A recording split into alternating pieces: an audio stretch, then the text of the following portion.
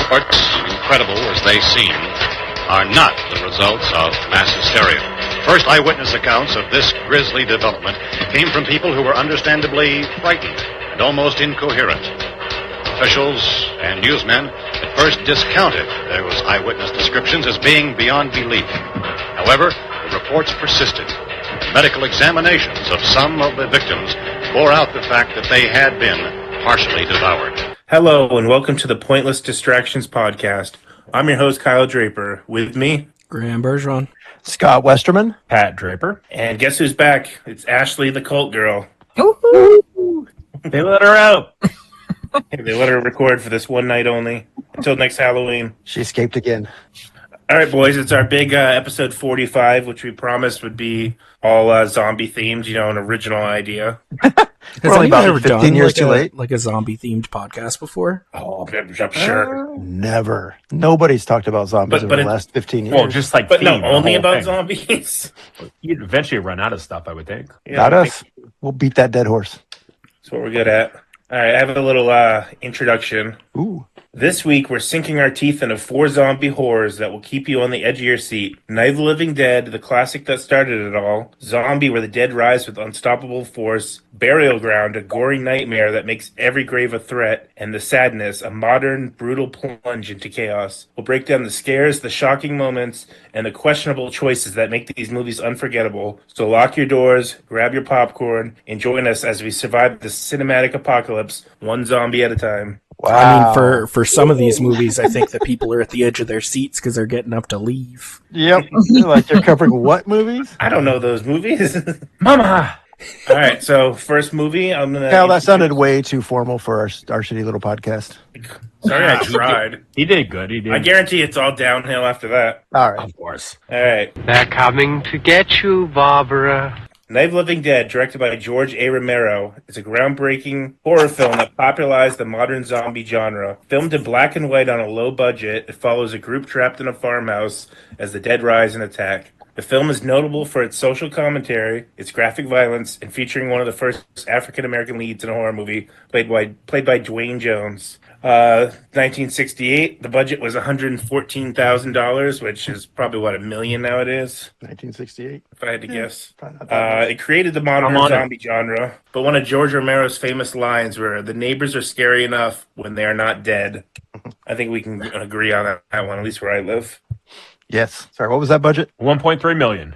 Yeah, so that's still a joke, considering that all the zombies in that were just locals in that town, outside of Pittsburgh. And I think they paid them in bologna sandwiches, and they just all showed up to do it. Then they made him eat them on screen in the form of intestines and stuff. Yeah. Yep. Just roll it up. Another interesting fact: a lot of the people that worked on that movie also worked on Mr. Rogers, because that's out of Pittsburgh as well. That's where George Romero's film company was. No kidding. True. Talk about opposite ends of the spectrum. Yeah. All right, so Night of the Living Dead. Who wants to Lady start it off? Elaine craves fresh. Or craves fresh. I can't say it. Craves flesh. Jeez. Lady Everly.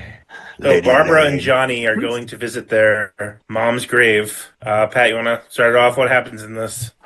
Well, they go to the grave or whatever, and you could just tell that the two of them don't get along. He's just, I don't know, she gets all pissed at him and stuff, and I don't know, she's kind of meek and stuff. So they're obviously at they're obviously at the grave, and he's like, "They'll hear you. Look, there comes one of them now." And then the guy's slowly walking up, and then he hits his head on the stone or whatever, and she gets into the car like she's never driven a car before.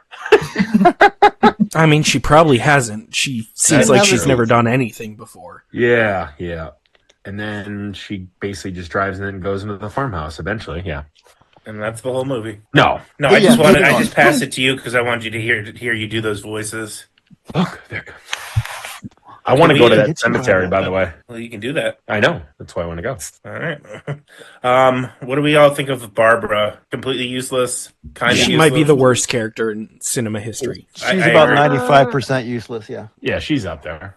I liked it when she first got to the farmhouse. The first thing she did was went and grabbed a big knife. I was like, okay, maybe she's not completely worthless. But then all she did was go into a catatonic state and do nothing the rest of the movie. Yep. How did that zombie also follow her over that distance?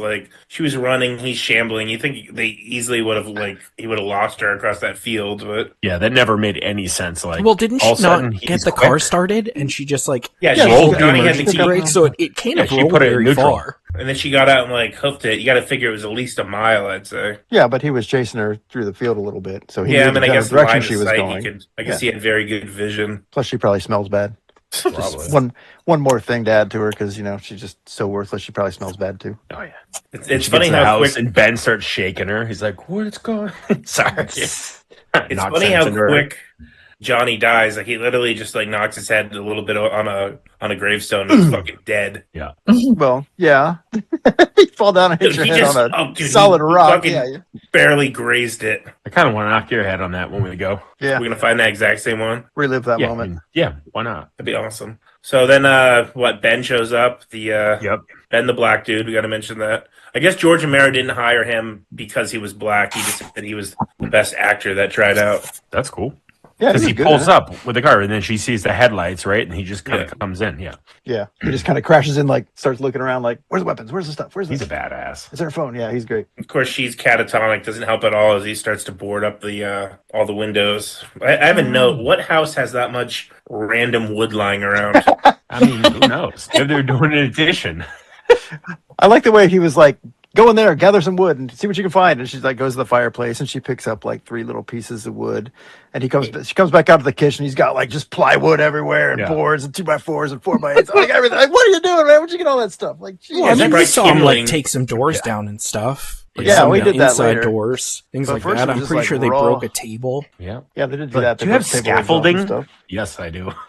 Right. What was the point of turning every fucking like that's loud enough, but turning on every goddamn light too? Just make a beacon for them. Yeah, I thought Yeah. that was odd because that's the exact opposite thing you'd want to do, right? Yeah, they put the fucking radio on. They put the goddamn TV going. Like, Yeah. And then after a while, the people that have been hiding in the basement the whole time come up. What is it? 4 of them plus their daughter. That was totally random. It's like when I was watching the movie, it's like I hadn't seen it in probably 30 years, and I was just like, I thought there was a much bigger cast than this. Like, where are these people coming? All of a sudden, it's like, oh, they just came out of the basement. Like, okay, that's one Yeah. way to introduce. And they new waited a characters. while to come up because they We're thought the here. zombies were in the house, right? And then they Yeah. realized it was people. Yeah.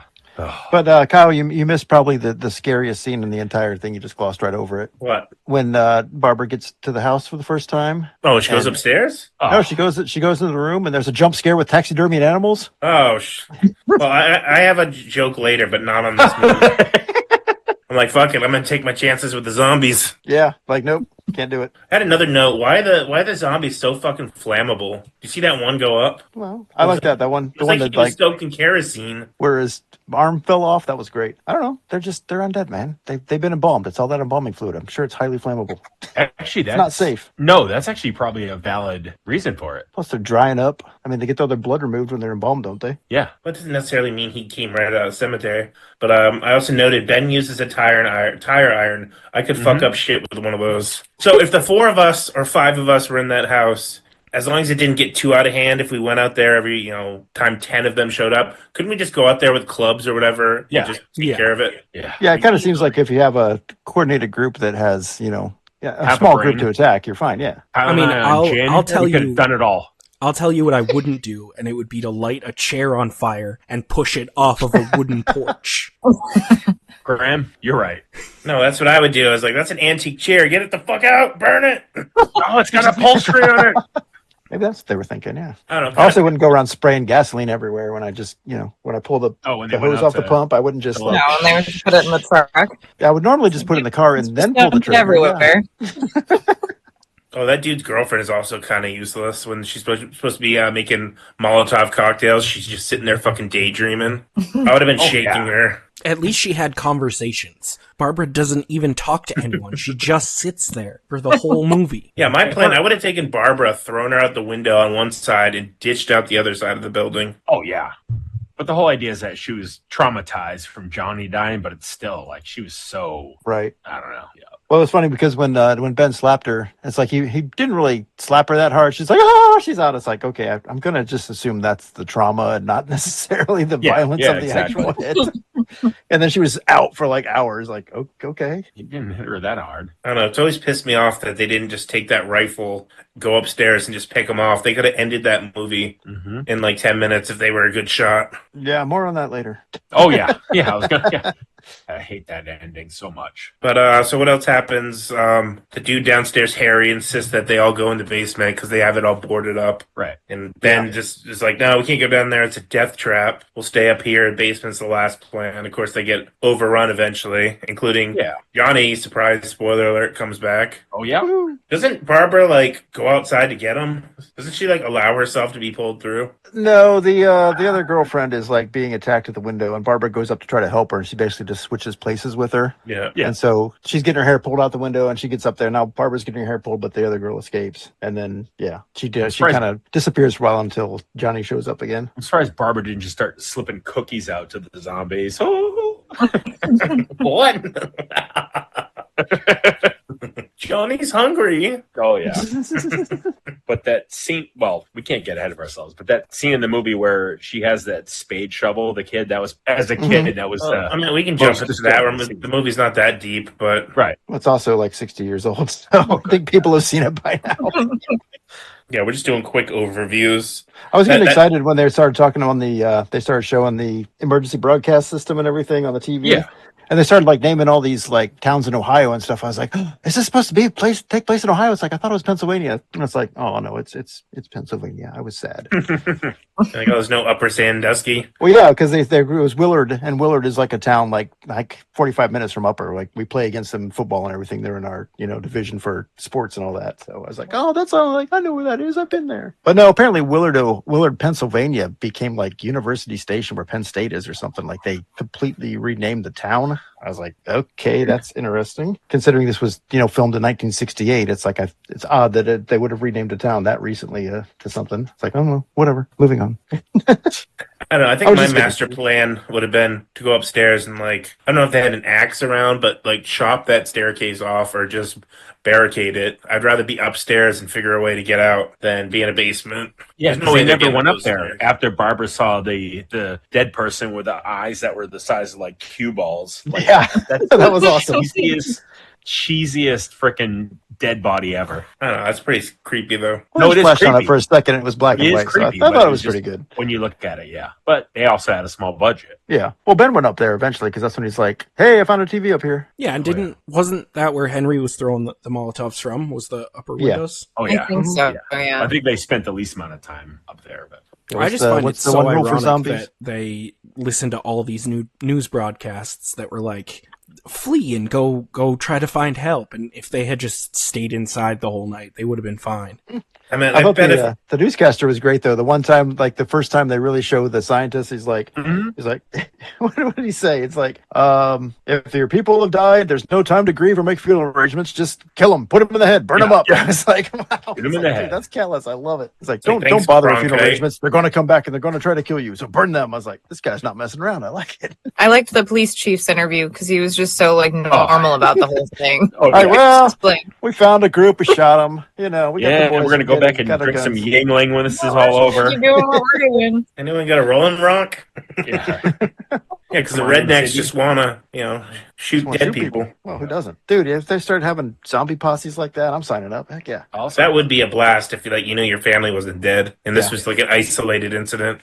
Because what's the official reason? It's like a radiation from a returning probe from Yeah. Neptune Yeah, or space. Yeah, Yeah. something like that. Saturn or whatever, yeah. And it brought some sort of bacteria back or whatever. Yeah. I got that once in trivia at Strange Brew, and it was like a bonus question that like nobody would know. Oh, and it yeah. was like the probe from Saturn, That's great. and they were Everyone's like, like- "Yeah, someone got that."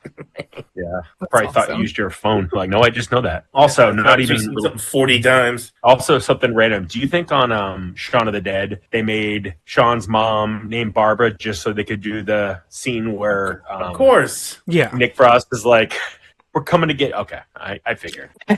Coming to get you, Barbara. Oh yes. All right, you want to do our little rundown we're going to do for each movie? Favorite character? I'm guarantee we're all going to say Ben. Ben. Yeah. Barbara. Yeah. Oh, I put Barbara, for she favorite was character. sensible. Favorite character said I was going to throw a curveball and say Tom, but he proved himself to be a moron, so I got with the obvious answer of Ben. Yeah. I like Tom because he was like, he was like going back and forth with Harry, like, well, now wait a minute, let's be reasonable with this. And, but then when he got out to the gas pump, he's like, I'm just going to spray everything with gas now. It's like, what are you doing, dude? It's like, okay, you're no longer my favorite character. It's Ben. He's like, because he had a cute girlfriend. That too. Actually, I made a note on that when they popped up. It was pretty funny. Let's see. I said, Judy, Tom's wife, girlfriend, comes out of the basement. Well done, Tom. You scored yourself a hottie. That was my note for her. She's no Barbara, but We also forgot there were 2 gratuitous ass shots in this movie. I can't believe you didn't lead with that. Oh, those old women, old women zombies.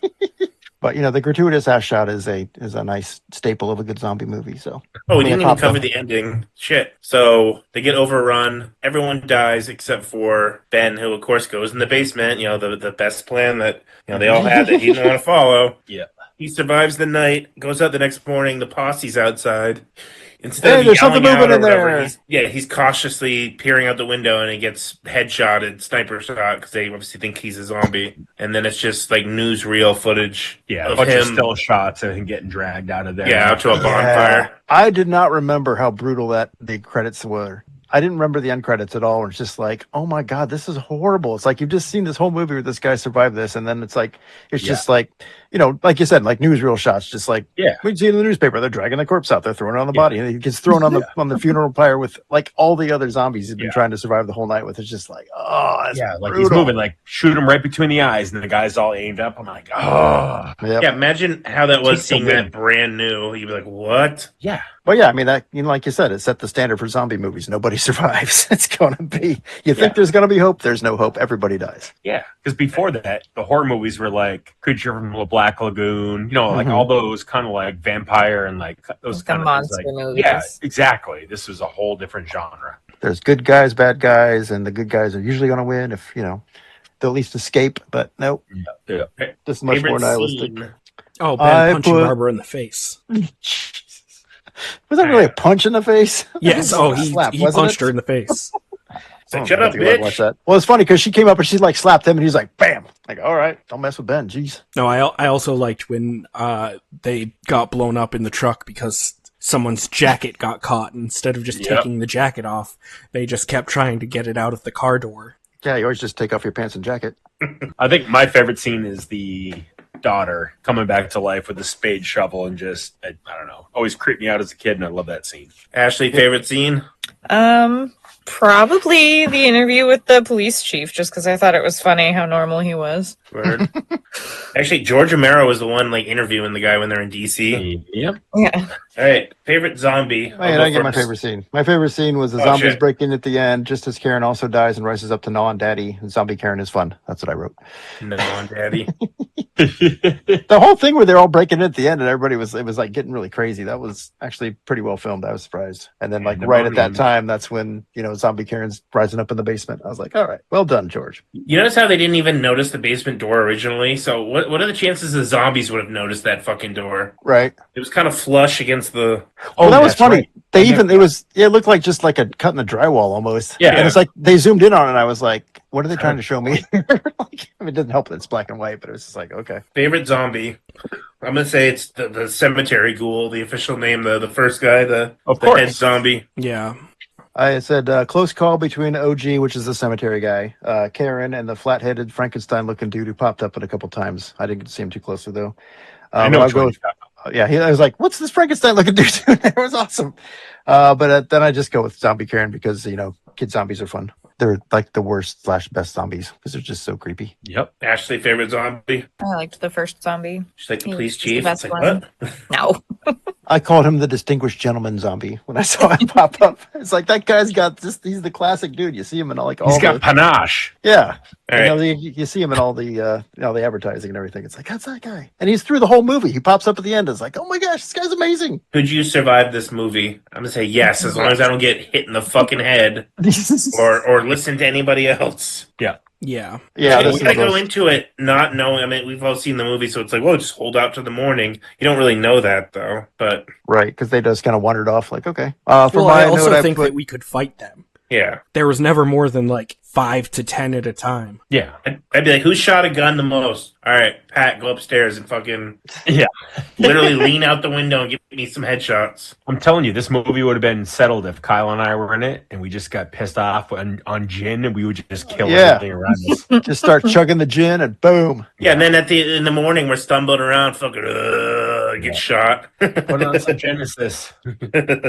Yeah, for my survival, I said, as long as I realized what was going on to survive the initial retreat to the house and didn't have a group of incompetents with me, I think I would have tried to convince whoever has the gun to go upstairs and just snipe until the bullets are almost gone.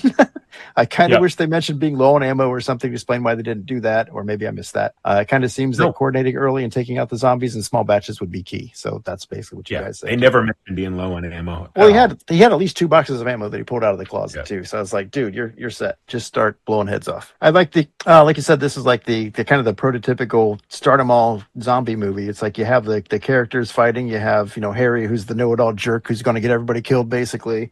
Yeah. You got the hero who knows who. You have the people that are actually competent, but of course they're butting heads with the incompetent people. You've always got, there's always a Barbara, unfortunately.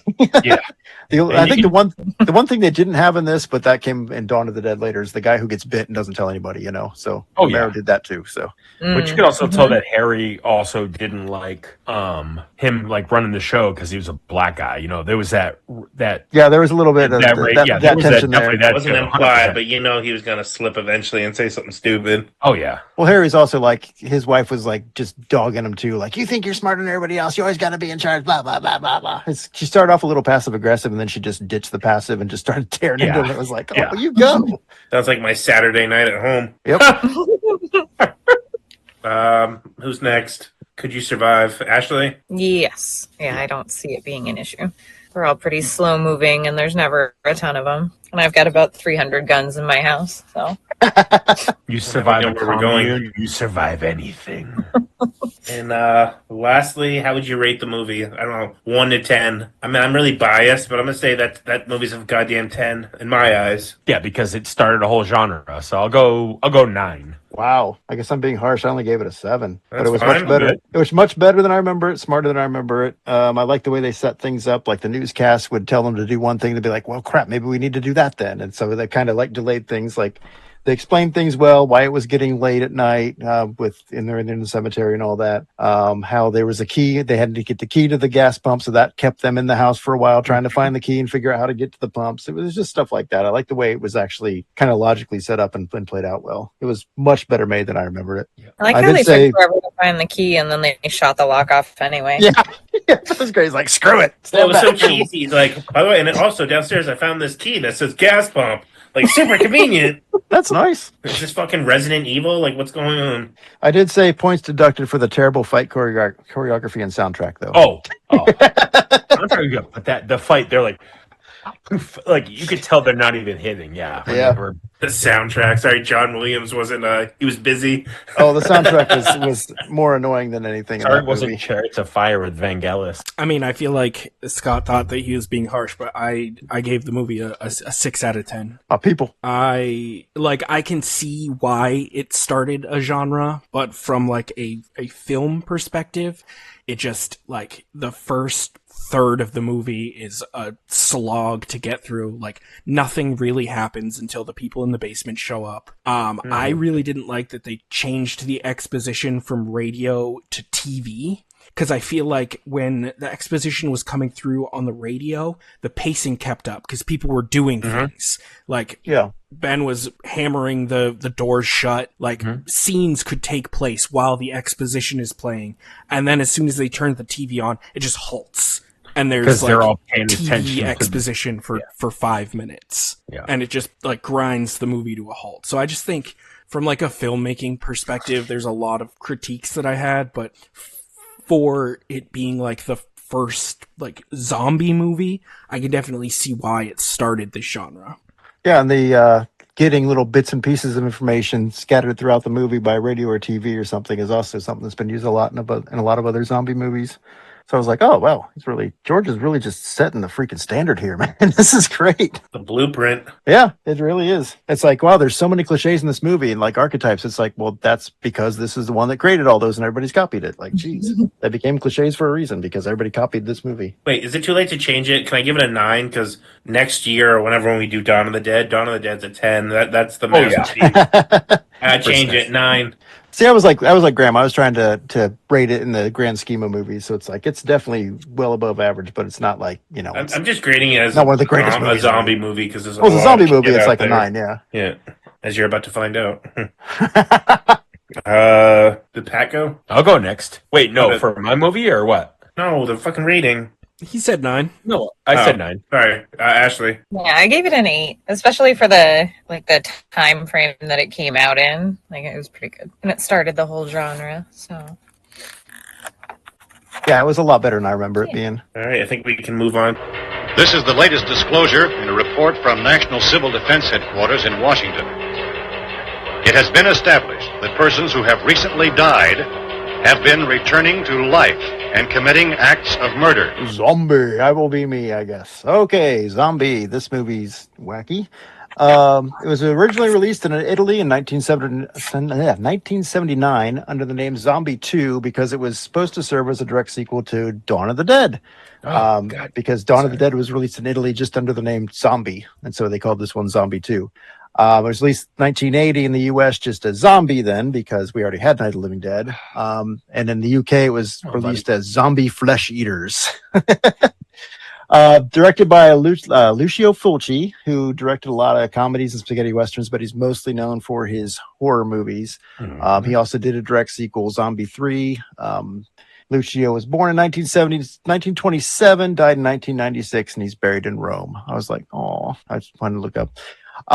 Movie's probably perhaps best known for an eye horror scene that I'm sure we'll be discussing, and an underwater shark versus zombie fight. The first one, probably only one I think that's on record anywhere. That zombie and shark scene was actually created and devised by one of the producers who filmed it without Fulci's approval.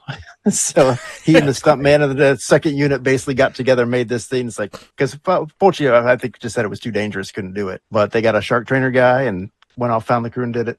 It was actually censored in the UK. It was listed as a video nasty, which apparently is a type of video. It's like a very, kind of an exploitation movie they would have with, lots of violence and, nudity and whatever.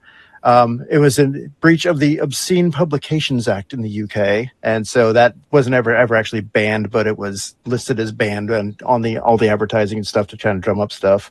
Of course, banned in 17 countries. Yeah, it was made on a budget of 410 million lira, which they said I think I've calculated is about $235,000 at the time, and it grossed 3 billion lira, so it made about 8 times its budget, about $2 million US. Not bad. Yeah, so filmings took place in New York City, Italy, and Santo Domingo, and I've got some other stuff. It's funny because there's been some other movies that have, there was already enough confusion with the Zombie 2, Zombie whatever. Fulci actually made Zombie 3 himself, but there have been like 3 or 4 other movies that have tried to claim they were Zombie 3 at the time, including Burial Ground, which we're going to be talking about later. That was released as Zombie 3, Nights of Terror. There's another movie called Zombie Holocaust that's been marketed as Zombie 3. Released in the U.S. as Dr. Butcher, M.D., which is kind of hilarious. And then there's another movie that came out in 1980 called Nightmare City, which is marketed as Zombie 3 sometimes. And then there's another movie released in 1980, a year after this one, called Return of the Zombies, also known as Hell of the Living Dead. Oh, that movie's awful. And it's been released in some regions as Zombie 3 or even Zombie 4. So it's got kind of a strange lineage. Is there no copyright law in Europe? Apparently not, because everybody's trying to claim to be Zombie 3 because this movie just did so well. It's really become a cult hit because of some of the stuff. So let's get into it. This movie was Anybody terrible. Fuck you, Graham. No, this movie's a gem. I mean, I love that movie. It's terrible in a way, but it's great in another way. I think I've learned from this and Burial Ground that I'm just not a fan of Italian horror.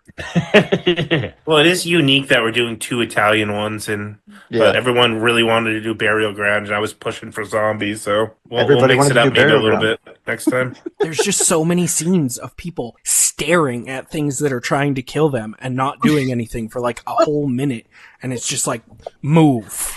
do Move. anything except stand there and watch this thing try and kill you. Well, It's horror. Burial Ground will be the same thing. Burial Ground will be Bullshit, even like, worse. it's a European thing. You wouldn't understand. This is how we die in Europe. So, anybody want to do a plot breakdown, or are we just gonna? Should I get into it? Well, how does the movie open up? The movie opens up. It's pretty funny. Well, the movie actually opens up with a gun pointed directly in your face, which is kind of cool. Fires a shot, and it shows a person who's wrapped head to toe and like basically wrapped in a sheet and bound up. Gets shot in the head, and it just kind of goes to the credits. The boat can leave now. The boat can leave now. Yes, he shoots the thing in the head. Okay. I guess the thing actually starts rising up. Like it's a dead body in a sheet. The body starts rising up. He shoots it in the head, and he says, "The boat can leave now. Tell the others or whatever. Tell the crew." So then it shows cuts to New York City, and there's a sailboat floating derelict into the harbor. It's kind of cool. It's like it's old school New York. The skyline is much sparse than it is now. The Twin Towers are prominently displayed, which is kind of cool. But there's definitely not nearly as many buildings now. And then basically the harbor patrol comes out to get in. They start looking around. There's all kinds of rotting food and stuff. A zombie comes out. Oh no, he bites one of the cops. The other cop shoots it and falls into the harbor. Yay. Real quick, I know that we don't have an answer, but who was that zombie? A random, 350-pound zombie guy on the boat. Who the fuck was that? Yeah, I had a note. was- The boat zombie at the beginning looked like me at my fattest. But it's kind of funny because the cop just shoots him in the chest like 6 times and he falls in. And so he shoots him in the chest, not a headshot. We all know zombies die by headshots. And he falls into the harbor. And later on, we can see that zombies can survive underwater. And that all becomes important later on. So then the detectives are, trying to figure out what's going on because there's a dead cop, and they're really laying into the owner of the boat's daughter. It's like they're really going harsh on her. It's like she clearly had nothing to do with this, but they're like acting like she just killed 1 million people or something. It's kind of funny. You're responsible for breaking 15 maritime laws. I don't even know what's going on. Yeah, exactly. They're like it's my dad's boat. Sure, okay. So they find out that he has been doing research on this Matul Island somewhere. They show this reporter, the intrepid reporter, who's I guess kind of our hero for this movie. Peter. And Peter, he's being told by his editor, get to the bottom of this, let's find out what's going on, blah blah blah. They go out at night. They both sneak onto the boat, which is kind of funny because they're both looking for clues too. There's a cop, watching the boat, but he's kind of falling asleep in his patrol car. So Peter and Mare, what's her name? Yeah, Anne? whatever. Anne, yeah, Peter and Anne. They sneak onto the boat at the same time. Mia Farrow's sister. Oh, is that who it is? Okay. Yeah. But so they get caught. They make some noise on the boat, of course. And the cop comes to investigate. They do the old pretend like we're making out. We snuck on the boat to have sex. It's like, yeah, that's believable. Okay. Especially a guy in his 40s and a chick that's 30. Yeah. You're gonna make I was kind of on a boat. It's kind of funny because it was the 70s and it's an Italian movie, but you just don't see too many leading men with huge bald spots in there. It's like, wow, this is amazing. Yeah. But yeah. So yeah, they decide, they figure out, we got to go to Batul and find out what's going on. So Peter and Anne go to, they fly out, they go to the closest island. They hire this couple to take them out to Batul. Of course, they're very hesitant at first, we can't go there. That island's cursed and all this. But it's yeah, whatever, we'll do it anyway. Also, they're on vacation. Yeah, they're also on vacation. But what the hell? Let's take you to this dangerous island. Yeah.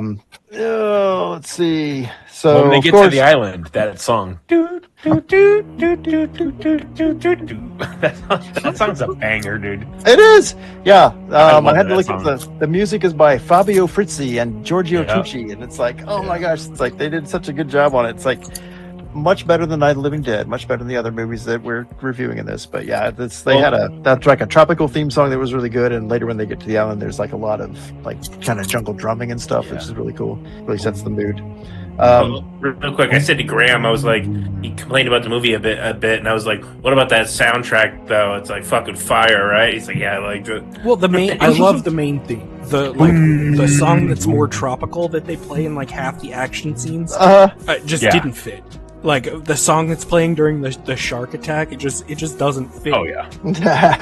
But the main theme is a banger. They're taking off for the boat. They're taking off for the for the island, and Susan, who's she's one of the ones that owns the boat that's on vacation here.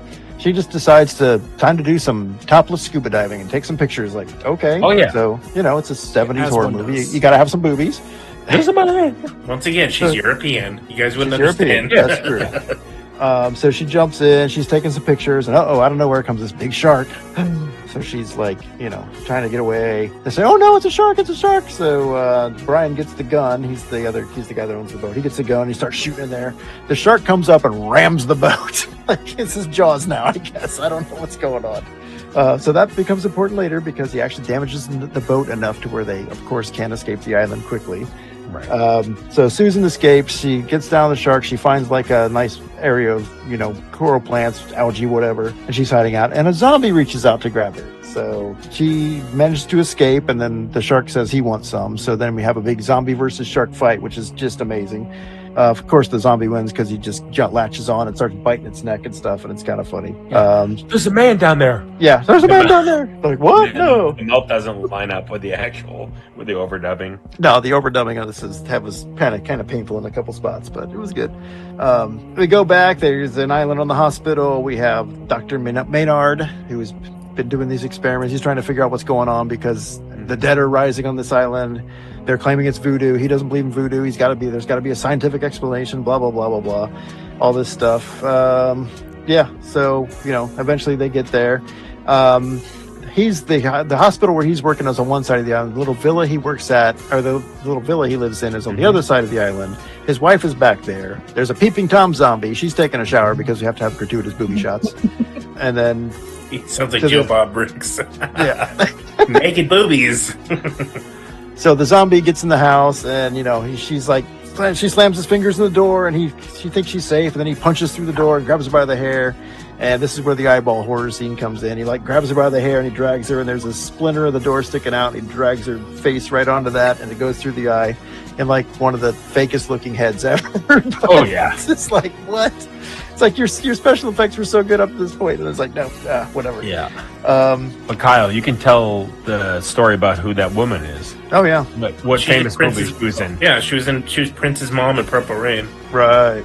I did have a note. She is way out of fucking Menard's league. Like, what the fuck is? Yeah. Like, how did he land her? Money. He's a doctor. Yeah, he's a doctor, man. And plus, she's like doctors. On the other side of the island, freaked out. She knows about the zombies. She's drinking the whole time, paranoid that they're going to come get her. And he's just like, "Oh, don't worry about it, dear. I'm going to work. Just stay They're here." on the other side. Oh. That's only in the village. You're on the other side of the island. You're safe. Yeah, we we don't just have any pop open vodka another in our bottle of doors. vodka. Yeah. Yeah, so our heroes arrive. They arrive at the island, and they're like, the drive shaft's cracked because the stupid shark hit us. So, of course, Susan's down there. Boobs out again because, Of course. we never wear a top when you get in the water, of course. No, I don't. Meanwhile, Dr. Maynard's getting wasted on rum down by the water, and our heroes at the boat start shooting up flares. Like, we gotta have somebody help us fix this boat or whatever. They see the flares. Doctor hooks up with them, goes and picks them up. Kind of comes back and explains a little bit about what's going on. And they say, "Oh, can you go check on my wife? She's on the other side of the island. Make sure she's safe, whatever." So they take his little Land Rover or whatever it was, drive to the other side of the island, find like 10 zombies feasting on her corpse. Like, oh, that's wonderful. So now they're really freaking out. And they start driving back. A zombie steps out in front of them. They wreck the car into the forest. Unfortunately, Peter jacks up his ankle real bad in the car accident, and they have to walk.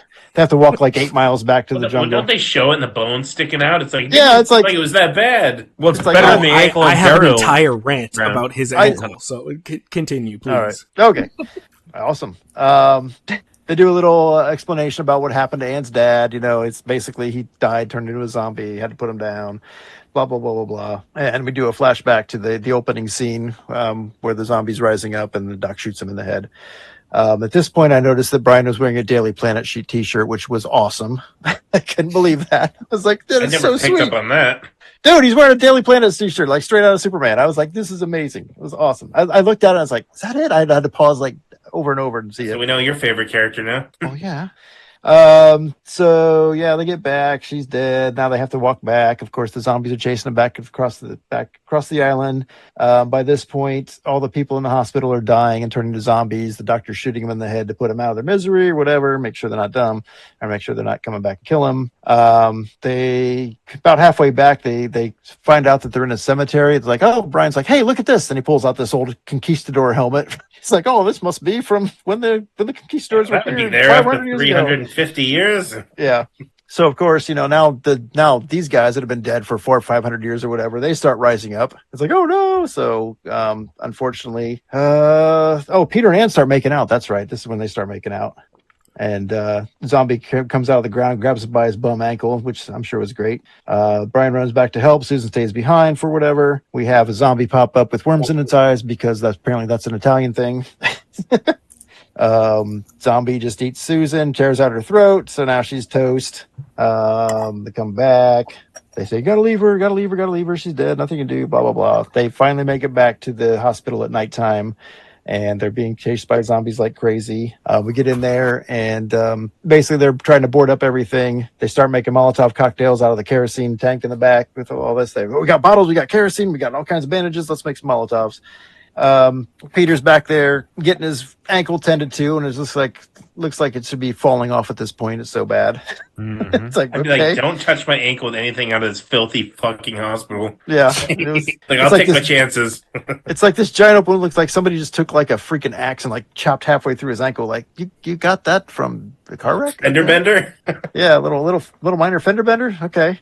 But then it becomes just straight out zombie siege. Zombies are coming in. They're throwing Molotovs. They're shooting them. They got a couple guns. They're blasting heads. They're doing everything.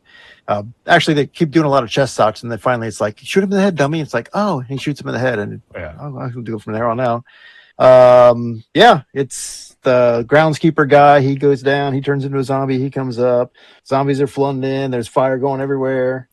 They escape out the back, knock out a couple of zombies, and then of course they come face to face with Susan, who got bit earlier back in the graveyard. Mm-hmm. Of course, Brian can't shoot her. He's standing there like a dumbass, and she just comes up and bites him. Like, okay, so Peter has to put her down. They make it back to the beach. They get on there. Brian's been bit. He's not dead, but we all know what happens to get bit by a zombie. They get back to the boat. They're basically puttering away at half speed because the drive shaft's broken because a shark ran into it, of course.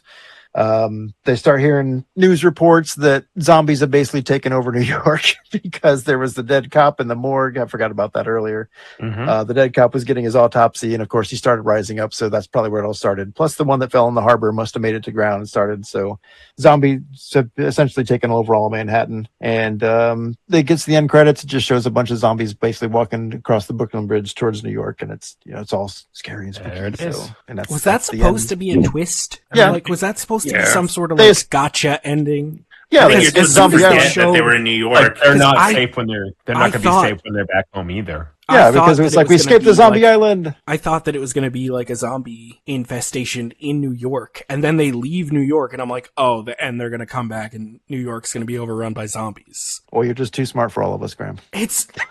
I'm not going to say that, but they clearly show the guy in the morgue, like leaning over with his neck suspiciously close to the zombie's mouth, and it's like you're That's laying the last it you on. see of New York. You're laying it on a little too thick right now. Does that movie happen within a couple of days? So the one underwater zombie maybe makes it to land, bites a few people. That one cop that is total devastation of a city of like multiple million people. No, yeah. Like in a couple of days. Yeah, that's crazy. Oh, Peter's wasn't- boss is Lucio Fulci, by the way. Remember he called him a limey? Fun fact, that was really at the New York Post, and they just literally like snuck in there and just like sat in an office, like film this real quick before anyone notices. Oh, That's shit, funny. I had no idea. Like real guerrilla filmmaking. It's hilarious. He called him Just a like the limey. Brooklyn Bridge. They're just like, Yeah, here, just say the Brooklyn Bridge face one. paint Yeah. on. That's funny. Yeah, I was surprised how much filming was actually done like in New York for that. I was like, man, they must have really had a decent budget for this. And like, nope, no, they didn't. Nope. But then you told me how they did that where they snuck in and filmed. Like, okay, that makes more sense. But yeah, anything else you want to add to the wonderful plot? All right, let me get to this ankle thing. All right. So the Let's hear the reason rant. that his ankle is so fucked up is not just the car wreck. When they're attacked in the cemetery, the zombie that attacks him literally grabs his ankle and like crushes it. Like blood is pouring out of this dude's ankle. And then 2 scenes later, he's like running away with them. And the movie forgets multiple times that he has an ankle injury at all. Like half the time his ankle's hurt, half the time his ankle's not hurt. Like, yeah, once he gets back to the hospital, they tend to it for about 5 minutes, and he's fine again, and he's moving. Yeah, but he runs to the hospital. Well, he collapses like 5 times. They're like, "Oh, go on without me." I can't move any longer. I can't do it any longer. But that whole cemetery scene is probably my least favorite part of the whole movie. And why is that? Well, like, those 2 get attacked, and then the boat driver and his wife are there, and the boat driver leaves to go help them. And She just stands there. instead of showing the scene where he saves them and they're fine, and then they find the wife dead, instead it stays with the wife, who just sits there for 2 minutes watching this zombie rise out of the ground, watching it eat her, and then all of a sudden the other 3 show up and they're like, "We're okay now." Yeah. Like, I want to see that. I don't want to see. She's probably Barbara's Italian cousin or something. I don't want to see her get attacked for 2 minutes while action is happening somewhere else. Yeah. Well, that was when I was watching too. It's like, this is like an iconic movie, like iconic scene. I've seen it a million times in all these different like zombie, overviews and stuff about the zombies coming out of the ground. It's like, wow, those are some really shallow graves. They must be about 2 inches below the dirt. Yeah, but they were supposed to be the Spanish conquistadors, but they called them. They'd be sinking over time, not rising to the top. But they're coming up, and it's very, very slow, and it's very slow, and it's very slow, and it's just like it's like a 3-minute scene. It's like, you guys could have done that in like 30 seconds. It would have been just fine. Yeah, it's like, it's really good, but it's just. Yeah, it's like it's done well, and I'm sure you're very proud of the effects you made and stuff. But it's just like, guys, come on! It doesn't have to be 3 minutes. There's others. By now, the heroes have just left. I'll give the movie that it does have the best zombies. Like, the effects are fantastic. Yeah, especially the little maggots and worms in the eye. Yeah, there was the guy that popped up. He had worms in the eyes. I was like, okay, that's kind of cool, because I'd already seen one of the other movies, and they did the same thing, and I was just like, this must be an Italian thing. The old zombie with the worm eyes. Spoiler alert, that's my favorite zombie. What did you guys think of Dr. Maynard, completely incompetent? He seemed like a dick. Or was he just a drunk? I think he's just a burnout drunk. He's seen too much in life. He's like, screw it, I'm on this island with zombies. This sucks. Mm-hmm. My life sucks. I'm gonna get drunk and wasted and tell everybody they suck. But he still had that hot wife, waiting at home at the fucking Four Seasons villa while he's in that fucking shack. No, he only had her for the a hot few wife days. that he clearly hated and spent the whole movie gaslighting. Pretty much. It's like, don't worry, honey, keep drinking your case of Mr. Boston. Their entire interaction was just like, I want off this island and we leave now. You suck. We're gonna leave. We need to leave. We need to leave. It's like, well, no, we got to figure out what's going on here. I hate you. All right, well, I got to go to work on the safer side. So it's like, all right, well, I'm gonna leave you home alone in this zombie island. Like, here you go. You should be fine. Just hold him off for a minute or two. You'll be good. All right, should we do the breakdown? Favorite character? Sure. Well, I'm gonna go Peter West. Why? Because he looks like you. I'm balding. Well, yeah, other than balding. He's skinny. He's got the long blonde hair. Oh, sure. I guess. Sure. I just take the guy. I love Peter West. I also went with Peter. Me too. We're all going with Peter West. Oh, I went with not a single one of them. Oh, he's like the zombies because they killed all these people. The guy who brought him to the island. Ooh. I went with Brian because he takes charge and does almost everything right until he freezes because of Barbara. No, he did not. The main premise of this is that he agreed on his vacation to take these people to this cursed island, and just say that was before no. It was a zombie movie. He didn't know that. To be fair, he said he didn't believe in that bullshit. He was just wanted You're the on extra. vacation. Say no anyway. But he gets extra points for the Daily Planet T-shirt. Like, there's no reason any of those characters should have been in any of those situations, and they were all terrible. The daughter and the reporter sort of had a reason, but yeah. No, what was the reporter's reason for going there? I don't know. He was just Find like, Dad. I'm really gonna wanted to find her father. He just agrees to travel halfway across the world to help this girl find her dad for reasons, so the movie will happen. What was the news story that they want him to cover that they would pay to go to fucking, like... Matul. Yeah, well, Matul. the Caribbean. It was a dead cop. Dead cop under mysterious circumstances. It's like, here you go, here's a blank check. But also when he was in the talking to his boss in the newsroom, though, it's basically they made it sound like his dad or whatever bought the newspaper because he's like, oh, don't try to lord that over us or whatever. Yeah, but it was he's just some newspaper report. He's not working for fucking Dateline NBC. Like, they're not going to pay for him to go down there. Yeah, but it did say that his dad was basically funding everything. So I don't know. It was kind of weak, but he wanted a tropical vacation with, a hot heiress, I guess. I don't know.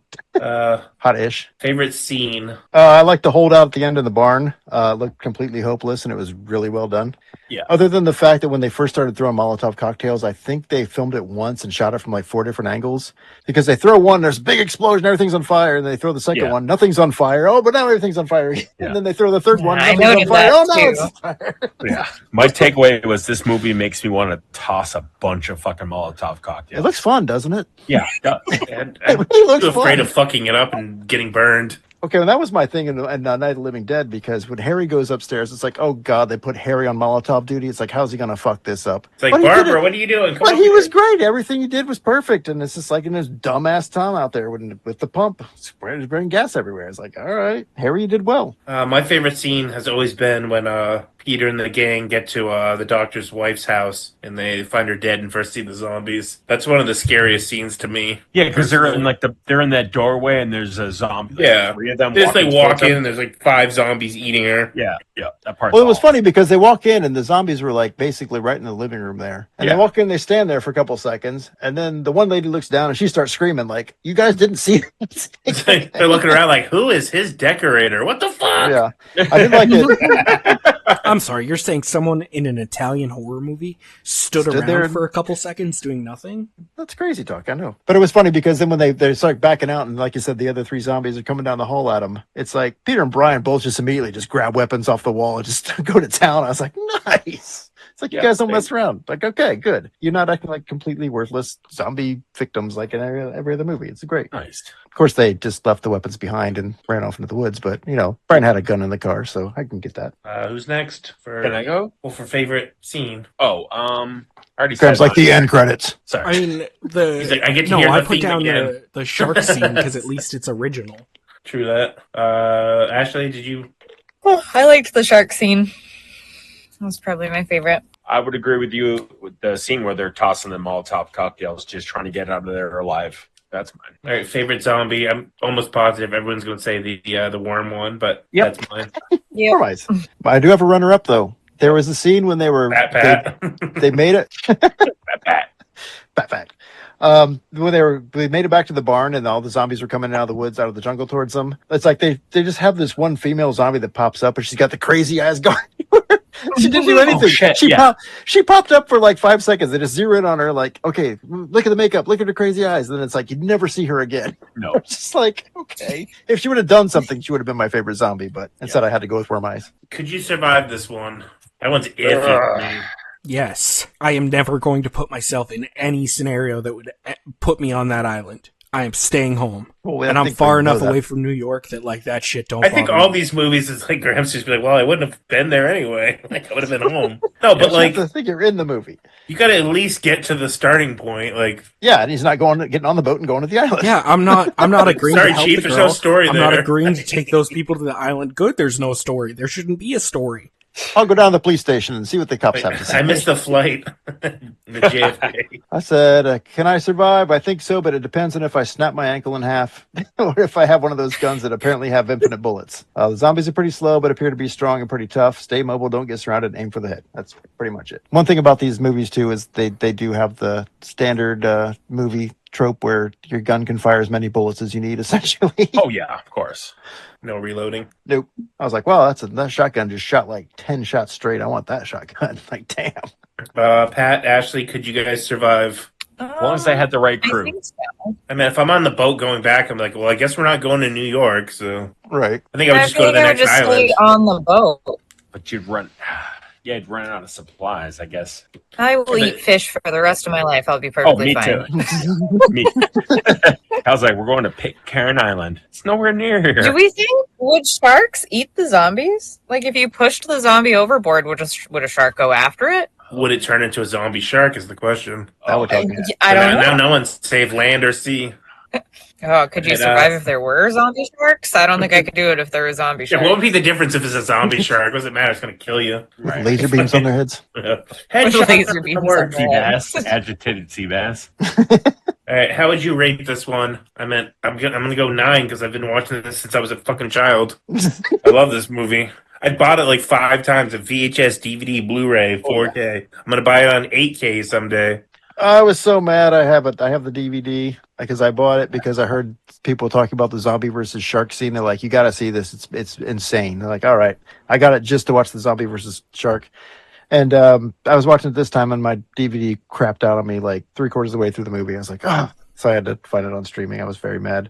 But then it was funny because I didn't remember the ending. So I was like, maybe it died before and I never watched the ending. I don't remember. It's like, oh. Well, the It's shark like none of this over. It's like none of this last half hour looks familiar to me. Like, that's not good. So I may not have ever actually watched the movie all the way through before, but it was much better than I remember it because I remember it being very disjointed and not really having much of a plot at all. It's like, well, this actually moved along pretty well, and it was like A to B to C to D. So I was like, okay, it all makes sense now. So I gave it another 7 out of 10. Not bad. I also gave it a 7. I gave it Yeah. a 2. I hated this movie. That was so bad. Matt, what's your score? I'll go 8.5. It's a great movie. Oh, we're doing halves. Yeah. You do have. Fun. All right. A widespread investigation of reports from funeral homes, morgues, and hospitals has concluded that the unburied dead are coming back to life and seeking human victims. It's hard for us here to believe what we're reporting to you, but it does seem to be a fact. Okay, so Sadness, Taiwanese movie filmed in the town of Keelung in Taipei. The director is a Canadian guy named Rob Jabez, randomly, starring Barant Zhu and Regina Lee. And they said it was heavily influenced by Garth Ennis's comics called Crossed, which I don't know what that is. So, hold on. So it starts off where they get up and wait. Trying to remember this first part because I was like half awake because they wake up in bed or whatever and she wants to do like a trip somewhere, right? But he has to work or whatever. He's got some sort of thing where it's going to pay him. And then she goes, well, no. And then Mr. Lin, the guy next door, when they were in the apartment, you notice the garden shears in the background because they definitely play a part later. Yeah. Then he gets, oh, that's Kyle when you were talking about Thai basil randomly. You text me. I'm like, you ever had Thai basil? I'm like, yeah, I grow it. I'm like, oh, I heard about it in the movie. It's like, okay. Then Make sure you put some in the hot sauce. Yeah, there you go. Pat's Sadness, Thai basil hot sauce. Oh, yeah. Oh, that'd be great. Thai basil, the purple one? No, there's like a purple basil, but Thai basil is much smaller. It's got like flavors of like almost like Yeah, it's got the licorice. pointier leaves on it. Yes, exactly. Yeah, I grow it I love Thai basil. Yeah, but it's usually in I used to sell it all. at Tractor. What's that? I used to grow sell it it in at the- Tractor Supply. Oh, it's so good. But yeah, it's in all the Thai curry paste and stuff like that. Yeah. But then, because he goes over to the neighbor's house, or whatever, right? And then the neighbor like literally chops his fingers off and eats one, and then spits it into the fish tank. That part was savage. Ugh. And then obviously the next scene is where his girlfriend's on the subway, and that knifing that just comes out of nowhere. The guy that just starts like stabbing or whatever. And then One of the best that- arterial sprays I've ever seen in my life. Oh yeah, yeah. I was like, oh my God. That's a gusher. And I just wrote this here. I don't remember this part. I was half awake. There was no reason for butt rape on the train. Does that make sense? No, I don't remember that part. There's a little booty going on there, I think. Yeah, and then so then they're trying to get out of the garage. Remember, and the guy's shutting it, like the garage door's coming down. And I wrote, "I'll see you later." When he slipped his tongue through the garage door. Remember that part? Yep, hold on. And then obviously she's on the train with a blind girl. So after he gets his fingers cut off, he just randomly gets a duct tape from the scooter and just like wraps them all around there. Yep. That was great. Guy's tough. And the grenade during the press conference. I thought that was the most realistic part, that the dude was in such shock that he didn't even look until like 40 minutes later in the movie. He's like, oh yeah, my 2 fingers are gone, and he looks at it. And then he gets the duct tape out of the back of the scooter, and that grenade scene during the press conference. Jesus.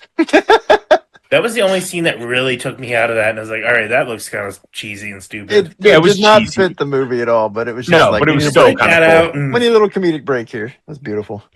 Then we were talking about the guy when they were trying to get out of the garage or whatever, and they were shutting the door, and they ended up getting out. Hold on, I just frantically wrote notes everywhere. you fucking you Howard Hughes. Yeah, pretty much. Hold on. So they go to the hospital. Yeah. The safe Someone zone. covering the Yay. movie. But yeah, they're at the hospital. That zombie orgy was something else. You already covered the subway part. I was in the bathroom, so. Yeah. We're because Scott was talking about the arterial spray and All right, okay, that was the other scene that took me out of it. Like, sure, that was cool, but when you spray a gallon of blood towards the ceiling, I'm like, yeah. But the guy that was being creepy to her, like I couldn't remember if he was actually a zombie yet, but I forgot the zombies can actually talk. Yeah, they had to Yeah. start knifing each other and shit. Yeah. Imagine taking 12 fucking shivs to the rib cage. Oh, Ugh. Yeah, because what did he say? It like basically just activates, it like removes all your inhibitions and everything. The Yeah, virus that's does. what It just attacks your the limbic science- system or whatever. Yeah, it's just the like- scientist was saying at the end or whatever in that laboratory or whatever. Yeah, It's like, so you're doing every horrible thing you can think of, and you probably deep down know it's wrong, but there's nothing you do to stop yourself. yeah, basically. exactly. Yeah, So you're just going completely unhinged and doing every horrible thing you can think of. and there was This the movie blind. reminded me a lot of Smile. It had a very similar storyline. Oh, I've never seen Smile. yeah, me neither. I've been meaning to. So Smile, it's a similar thought process, but instead of like outwardly hurting other people, they just like kill themselves Oh, in yeah. all these like atrocious ways. Like, it's a pretty good movie. It's worth watching. But and then the blind girl getting stabbed in the eye. So, what else? What other? That's better what parts happens stood to out? her later. Huh? That's You better mean what when she happens gets to her stabbed in later. the eye a second time? Yeah, skull fucking. Captain Stabbing gets her. Yeah, because he literally. I wanted to bring up. I almost wrote down that quote. He goes, Scott had texted me. He's like, I don't remember exactly what he said, but something about like he thought it was going to be worse than how I explained it. I'm like, I'm sorry they didn't show the cum shot hit her brain. But that scene later, he's like, "Oh, I fucked her eye, and my dick's still drying." I'm like, "What the fuck?" That was so sad. I almost wrote that down, but I did not. But I remembered it. Your wife just sees that on a piece of paper scribbled. What the fuck? Yeah, and the On the blind grocery zombie. list. when Pat, she are you came gonna in- skull fuck me later? What's going Yeah. on? Well, I mean, when It's she the came in with romance the I've been looking for. remember when she came in with a bone saw, and then she said to Yep. she said to him, "This is my kiss. I'm kissing you to death." I'm like, wow.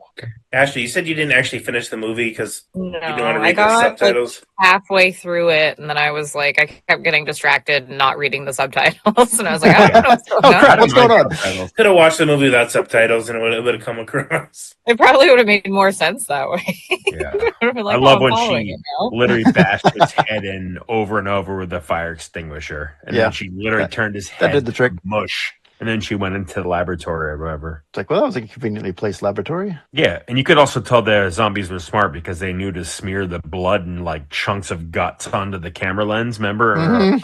Yeah. That's where the movie just slows down. That whole ending third, where it's just Yeah. scientists talking about it and dead Yeah. babies in a trash can. I literally said, "Ready?" There was no need for the zombie baby in the trash.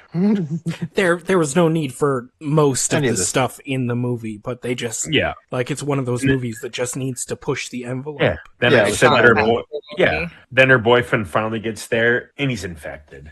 What does he say? Something about like cutting her tits off or something?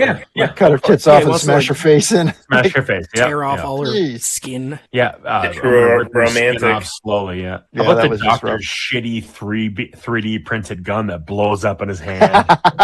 He got a few shots off, and then bam! Like, oh, Yeah. he's like, I made this. I 3D printed this gun. Good luck with that, buddy. Yeah, Yeah, it was funny you mentioned that it was heavily based on Crossed because when I was watching this movie, and here's like my notes from like the first 10 minutes of it. Oh snap! Old zombie granny walks into the diner and promptly dumps the fry basket on that poor sap's head. that part was awesome.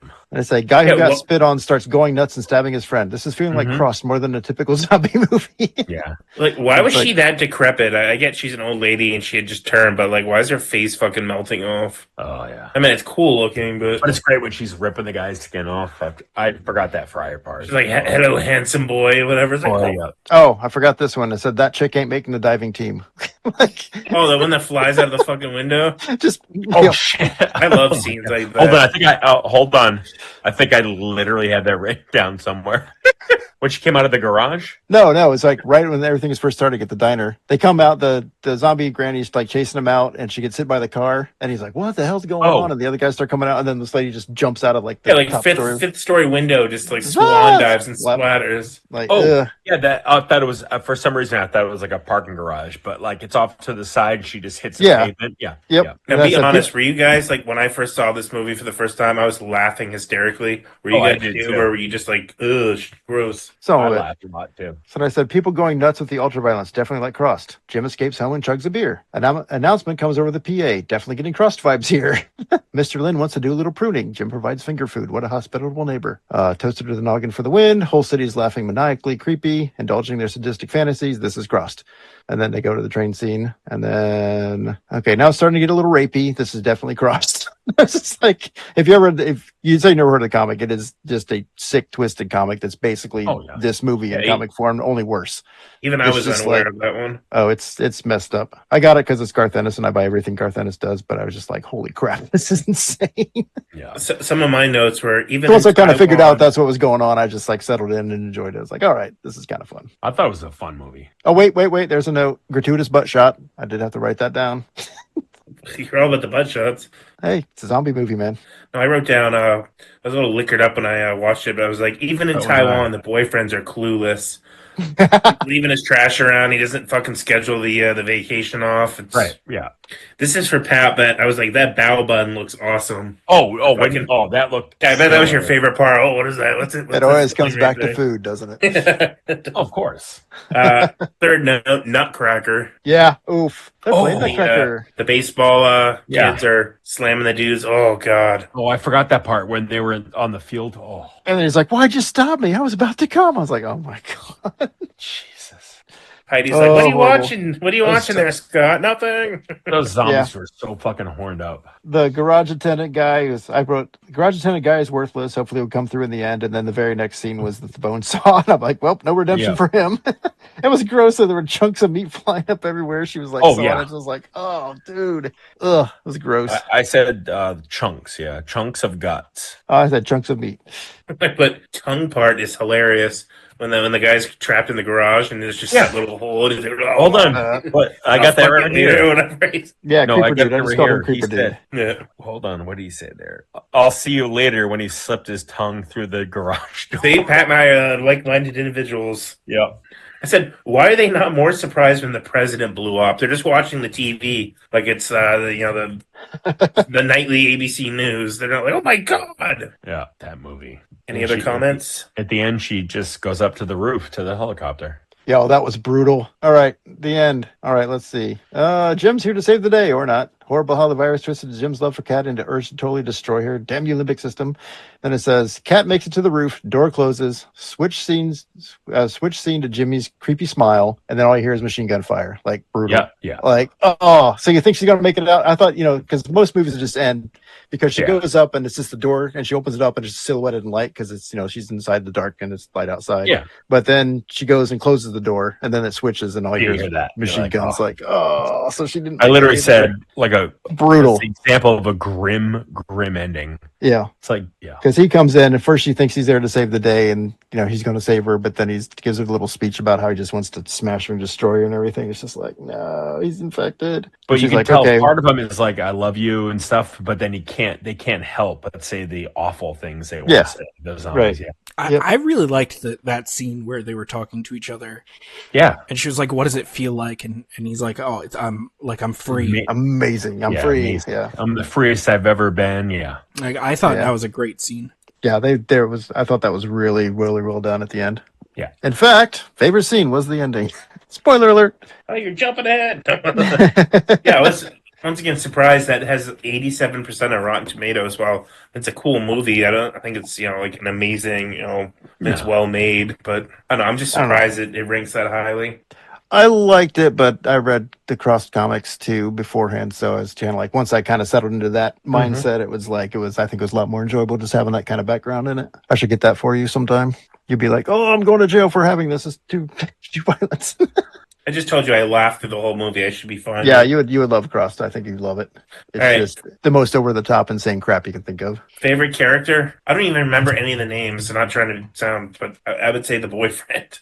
See, I was gonna I say said- the girl. I always said it was Jim through most of the movie, but Kat, that's the girlfriend, pulled it out for me. Yeah. Beginning of the time she arrived at the hospital. She had good instincts and was just a good person all around. That was awesome.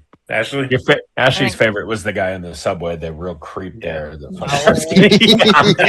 He was a real gentleman. Yeah, he's real good. Good guy. I think Cat was my favorite. I did not expect the creepy guy to be like the main villain for the Yeah. rest of the movie because he was just relentless. Just He just wanted to know what she was reading. Well, he was Yeah. the Taiwanese cemetery ghoul. He just keeps popping up. yeah, he was just like chasing her through the entire city and finally like tracked him down. I was like, dang! And then, like you said, he got the fire extinguisher to the face for his troubles, which was beautiful. At It had least he to be got cathartic. off at least once. I really liked his death scene because I really liked when he was like, "Even if you're not infected, you're just like me," and then she just fucking kills him. It's like, nope. Yeah, he pretty much said you're barbaric or savage like me or whatever. Yeah, whatever he said. Yeah. All right, Graham, it's your time to shine. Oh, I am so Boy. Graham. When this emergency We haven't done Even favorite the zombie rating rating all or, that. like, Oh shit! favorite And could you scene or survive? anything. Survival. Favorite zombie. Sorry, Creepy old dude stalking cat. Most of the others didn't really stand out. They were just kind of generic maniacs. say old lady. Yeah. She was the scariest, at least personally. Ew, she was creepy. I mean, I gotta go with the boyfriend. I really liked that scene that they shared and how he was able to, there was a brief glimpse of his humanity left before he, said he wanted to rip her skin off. I mean, yeah, and bite her bosoms off. Yeah. Pat, favorite zombie. Just because he was evil, the train guy that fought him. Just because, he was just depraved beyond belief. So I'm going with that. Ashley. Probably the old lady. All right. Favorite scene. I already said mine. Mine was the tongue. The tongue. I laughed Made me so laugh the hard. most. By the way, I wrote LOL after I wrote about what he said under the thing. It's like, what a hoot. This guy's a real comedian. My favorite scene is the ending, which was brutal. Runner-up was the government briefing with the general and the grenade. Yeah, That the was grenade was just my funny. favorite scene.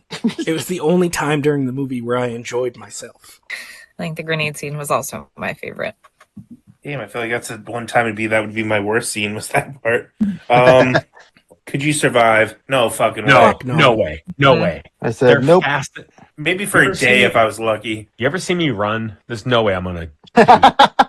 I said, the only way to survive seems to be somehow not getting infected, having natural immunity, and isolation from everyone else. I give myself maybe a 2% chance on a really, really good day. Yeah, And I that's just one wrote day. fuck no. No way you can survive. There's no, you ain't surviving that. How would you rate this movie? I gave this a Let's say- 7.5 out of 10. Damn you, that's exactly what I'm giving it. 7.5. But I said as a zombie movie or as a horror movie, I gave it a 9 out of 10. I give an 8. As a general, 7.5 as a horror movie, 9. I really liked it as a horror movie. I also gave it a 7.5. It's not for me, but it was probably the best of the movies we watched. I was very Spoiler. uncomfortable the whole time. I don't like excessive violence and gore and stuff like that. So definitely, I am not the target audience of the movie. But my dad told me that. the beginning third was a masterclass of building tension, and then the ending, it. What I wrote down literally is there's an amazing movie in there somewhere, but it felt like the filmmaker was overcompensating for something. To which I replied, it sounds like every review of every Garth Ennis comic ever. And he's the guy that wrote Crust. Is he paying you? No. He's right behind me. He's also the guy that did Preacher, if you remember that show. That I love comic was Preacher. way better than the freaking You do a whole show episode was. about that if you ever want it. No one's ever going to want to hear it, but Right. wait, did Ashley? Did you go? Did you score it? Well, No, from I'd the give half it that you a saw. solid 7. Yeah, I'd give it a 7. I probably won't ever finish it, but I mean, to be fair, you saw most of the gore. I would say if you watched the first half. yeah. You got to watch that ending scene, though. It's really well done. Yeah, you keep talking about how good it is, so maybe I will go and just watch the end. But Just like the last, 4 or 5 minutes at most. It was a pretty short. Hey, like the last 2, geez. Like Burial Ground went on for like 17 hours. Oh my god, that Speaking was of the Burial longest Ground. 90-minute movie I've ever seen. I was They're just in for a running treat, out people. I was just running out that clock last night. Like, hurry up! I'm already losing an hour of sleep. All right, Graham, it's your turn. Get right into it then. At this hour, they report the level of the mysterious radiation continues to increase steadily.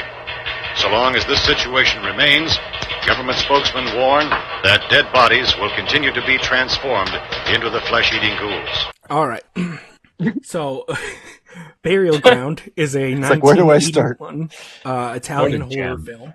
It was written by someone who got 20 minutes into their porno script before they were told that it was supposed to be for a horror movie and just decided to write the movie around it. Yep, pretty That much. explains a lot. That's my headcanon of how it was written. So God damn it! I want real facts. I so think the that might be a movie real fact from is, watching the movie. 3 couples as well as a 12-year-old boy Sure. who was played by someone in their late 30s, travel to the mansion Michael. of this professor. Although maybe some of them have lived there in the past. They mention that the lady's husband knows the staff and should have known that they updated the security and stuff. I don't know. We don't know how any of these people are connected, or even who they are or if they know each other. They're just there because the professor is there to tell them about his findings about dead people. And then they're almost immediately attacked by the undead. After every couple has sex in the mansion, the next day, they all decide to make out, and then they're attacked by zombies. And they're all attacked by zombies in situations that are very easily escapable. And none of them are able to escape. Because it's an Describe the whole Italian movie. horror film, and it takes everyone 2 minutes to react to anything that's happened on screen. So half of the people are killed off, and then they make their way to a monastery. why And the not? monastery is A natural all progression. zombies for some reason. Never explained. Cool. All of this leads to a climax where the reanimated corpse of the dead child bites the breast off of his mother, who tries to breastfeed him in her grief of him dying. Yes, I forgot to mention, the child is a pervert who is obsessed with his mother He and was trying to give her the digits too. wants to have Classic mama's boy. sex with his mother throughout the whole movie, which is probably why they didn't have an actual child play that part. Exactly. Good That choice. guy was in his 30s for sure. And then With a shitty wig. at the end of the movie, it's presumed that everyone dies. The last 2 survivors are being attacked, and then the movie just freeze frames and cuts to credits. So, in the end, everything is dead, including the last 90 minutes of your time. And that's Burial Ground. You know what? Oh, that was quick. Damn. What else is there? Tell me Pretty more. much summed it up. What was my first freaking thing? I said, I don't know what would get me first, the zombies or the old furniture. The one good thing about that movie, though, was the setting, that whatever that mansion that they were in. How did they land that to film this horrible? It is outside of Rome. I guess every fucking house maybe looks like that, but still, They're all gorgeous. that was a goddamn castle. Yeah, that place was nice. Yeah, my very first note is right off the bat. There's an explanation for why there are no phones. Nice. But they don't explain anything about the people. Who are they? Why are they there? They're How just do kinda they act know like they're this just friends. professor? don't know. Why It's going back, it's does... Why do you insinuated care? They were there 6 months ago. Remember? It's Yeah, they were there 6 months We ago. got to check on the professor's process. It seemed like I'm assuming that the dude was that lady's new husband, and that's why the kid didn't. Yeah, I was like gonna him. say, was that Michael's father or was? Oh, Well, I assumed it was like a stepdad situation. Like, Yeah, I kind of recently- got that idea too. recently married. I thought he lived at the mansion until they said it was the professor's. Right. Also, the professor looked like Rasputin. Or Alan Moore. Right, same thing. And Michael's mother's boyfriend looked like a Timu version of Tom Selleck. Yep, Timu Tom Selleck, that's what he was. I wrote everyone on this trip is fucking because it just Oh, cuts to yeah. that. Literally, they get in the place and it's 3 intertwined like fuck scenes. My second note was right off the bat, people get to the castle and start getting it on. Hooray, boobs. Mm-hmm. It was Well, like it was a 2-hour immediately. drive. It was like a 2-hour drive. Yeah, it's like it was another one of these. That was the thing I noticed in Night of the Living Dead too. Was one of my first notes was, why do all these movies start with long driving scenes of people just driving cars through the countryside? It's like, Because they need to make 90 minutes. yeah, well, they got because they always have the opening credits, and that'd be a couple minutes, and I guess it's just establishing locations and stuff. It's like that's kind of a nice way to do it, but it's Right. very common in those old movies like 50s to the 70s. This movie But yeah. had been like super hyped up for me by Kyle and Pat, and I was amazed at how boring the like middle third of the movie was. Yeah, It wasn't even hyped up. It's just so absurd. it's dumb. So, what did you think when the zombies started coming out of the ground and everything, all that crazy stuff? The maid and the butler are in the freaking castle, and all the lights start popping off. What is Yeah, they're with the more lights? concerned about What is- that. Hold why on, I wrote why that are the too. lights Did exploding? you? Did you see?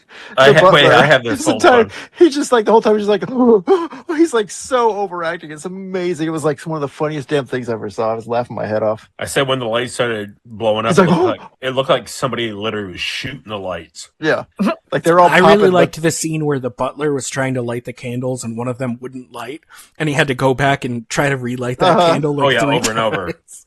I love that the wait staff is Realism. still serving them during like the zombie I scene. said that too. Uh-huh. I'd be like, "Fuck you guys! I don't care. I'm not bringing you The lady fucking- with the hurt ankle is like, "Go fetch me my husband," and it's like, "Bitch, what are you talking about?" I'm getting The one that fuck went in out. the bear trap, and she goes, "Oh, it's a very bad bruise." Yeah, Yeah, but then in the Okay. very next scene, she is the only woman standing, like holding Yeah. a light for them while they're barricading the door. So yeah, the zombies start coming out of the ground. I put Mark and Janet are really going at it with the grinding. It's like I've never seen people make out like that before. It was just like Oh, yeah. we're just gonna twist and contort and just like grind.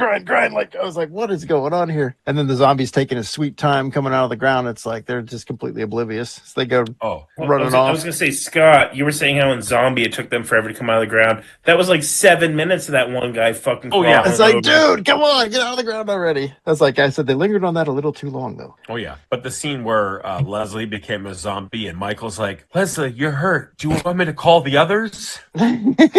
Yes. And then the My, part ne- where, my next line was, "Michael's a little cock block." oh yeah, I loved the scene where the mom goes in to find Michael's dead body, and she like goes over to console him and like cry, and the other zombie is just in the background chewing on his arm the whole time, just unbothered, not even reacting to what's happening, Well, just Graham- eating an arm while this mother Yeah. is like caressing her dead son. It's just Graham, my next note says when she sees Michael is dead and yelling, "No, my baby," as the zombie baby, chick my in the background baby. is eating parts of him. just unbothered. And she's doing Then it like she's- she's doing it like she's in like an improv group or something too, because Yeah. she's like really thrusting her head around and looking up and like making sure you really know that she's back there Yeah. eating that Then leg. it said she keeps bashing Leslie's head off the tub, and more of the gray stuff starts coming out because like they're barely even dead, and all that like gray Yeah. mud comes out of them. Did anyone comment about this? Interesting choice filming so much in the daylight. Like 2/3, and Yeah. I'd say 75% Yeah. of that movie is in the sun. Like I understand the setup when the zombies are coming out, sure. But like the night just comes and goes. It's like mostly during the day. Yeah. Well, they only Also, had the castle for one night, so they had to film the day before and the day after. Well, that's a good explanation. Remember Also- when they're go ahead. Sorry, Pat, go. No, go ahead. Go. Remember when they're trying to push all the stuff to the gate to shut it, and they had that giant stone thing, and it looks like it. They were like, "We got to all get together and push this stone thing," and it literally rolled like it was on casters. Yes, but then 2 Yes, minutes later, they're fiberglass. trying to move it away from the door, and they can't get Yeah. it to Right. budge. Oh yeah, Also All wrote right. composer must have had a field day. Like that score with between the jazz and the weird like I kind of liked it. sci-fi space. Like Yeah, like what the fuck was that? Oh my gosh, I forgot about this part. When the zombies first escape out of the tomb or wherever, they were coming out of, it's like they all start coming out of the woods. And there's just this one scene. It's like this high grass, and this one zombie just pops up like rah, for like 2 seconds and then cuts away. You never see him But I again. laughed because he was so quick. He just popped up like, oh. I was laughing my head off that one too. I was like, what was that? I had to rewind it. Like, wait, did I just see that? It was great. It looked like a school play. I wrote down a random saw at the end. Was there a saw at the end? A saw. Yes, that's how they were going to kill the last That's right. guy. Oh yeah, They were like power saw. edging Yeah, his yeah. face towards a table saw. Oh yeah, the saw. Yeah. So yeah, the zombies come out and they're attacking, and first they get not the professor, but the guy that actually owned the mansion or whatever. The new husband. Yeah, they're trapped in the garage, and he's got his little like James Bond gun, like this tiny little revolver. He's like, he shoots off like 11 shots. Say, is that a PPK? Sorry to interrupt. Basically, and he shoots off like 11 shots. I was like, damn, like I want that thing. Holy crap! But of course, they get him, and he runs away. And then the other people are coming out of the woods through the garden, and just somebody steps in a bear trap because why not? Why wouldn't you have a bear trap in your garden, right? It's like that's an awfully large trap for like a fox or something. Like, and the dude just keeps closing it on her leg. Yeah. He's like, get it off me. So he's like, all right, let me just, oops. It's like he had butterfingers. Like 4 times her leg got clamped by that thing, and but it's just a bruise. But it never had any actual like blood on it. Like, it's badly bruised. And then the one guy, that same scene, the zombie comes up, and it's like you could tell the zombie mask was like hurting the actor's vision or something, because the dude like just helps guide the zombie's hands onto his throat for him. I was like, what was that, dude? Like, geez, like, was that the rehearsal, or why did you actually use that take? That was terrible. You could definitely you could tell they paid homage to Zombie because the scene with the glass where the eye was ripping the with an face off arguably faker looking head. Yeah, that was really terrible. I don't think it was paying homage. It was just ripping it off. I don't think they were respecting. You ever notice that when the guy was poaching all the zombies off on the roof, every time he shot at them, sparks would come out? Quick, we got a race to make this Zombie 3. There's 9 other movies trying to be called that. Right. I put, thank God someone left all this kerosene-based paint around. Oh, that was my favorite scene in the whole movie. Mama, burn them. We can light them on fire. Mama, we can set it on fire. Yeah, here we go. And then she dumps the flammable paint on them, lights him on fire indoors right next to another can of highly flammable paint. It's a straight sterno. Yeah, here's my description of that scene when it came on. It's like, these people have no self-preservation instincts. They stop, stare, think about escaping, then run off. Mama and Michael are in the garage with a million potential improvised weapons and just stand there like idiots. Then I said, spoke too soon. Mama, we can set it on fire. Mama, we can set it on fire. Mama, we can light them on fire. So what am I say? talking about? Like, okay, now grab a weapon. Nope, let's hug in the corner and stare at it some more. It's like, dude. And that's when I was like, I can't figure out who Michael reminds me of. It's Charlie from Wonka mixed with Kenny Baker, maybe? That was kind of the vibe I got. But those scenes where they started making out and then she slapped them. It's awful. Also, the part where they couldn't make it to the cars, they go to the cars, there's 3 cars, and there was like 4 zombies just next to them, like, never mind, go back inside. I wrote that. Zombies checking out the cars. Sweet convertible bug, by the way. Oh, yeah. And then then it gets to my favorite scene in the movie. It's so absurd. The maid's like, let's go check out, see what's going on out there. Okay, so she goes and she looks out the window, and the zombies are escalating now because now they're experts with like throwing daggers or something. And one throws a dagger, catches her in the hand, pins her to the freaking shutter outside. And now she's like, oh, so she's struggling it away. And you just see this scythe come up from the bottom of the screen real slowly. Oh, I missed that. Goes up, wraps around her head, and just like pulls it down and chops her I will down. say, after that, there was one like scene where I feel like the character actually did something feasible, because the dude, like Discount Tom Selleck, went to go check on her, like and chucks her on I the was side. like, you immediately just push her out the window and close it. And granted, this took like 4 minutes longer than it should have, but he did it. He pushed her out the window and then shut them. Yeah. Yeah. I'm like, There was that's the scene where they that's chopped what I it would do. down She's and dead. Or mint juleps. to us, so It's like, But that's the not thing- a terrible idea. It's like, maybe if you feed them, they'll leave you alone for a while. The thing I thought that was crazy was that they were so slow getting out of the graves, but they knew somehow to climb up the building. Okay, damn you! yes. I said they climb now. I love. Oh, first they start grabbing rocks and stuff. Yeah. Then they come out, they start getting like farm implements and hose and size and stuff. Like, what's going Yeah. on? Then they're climbing up buildings.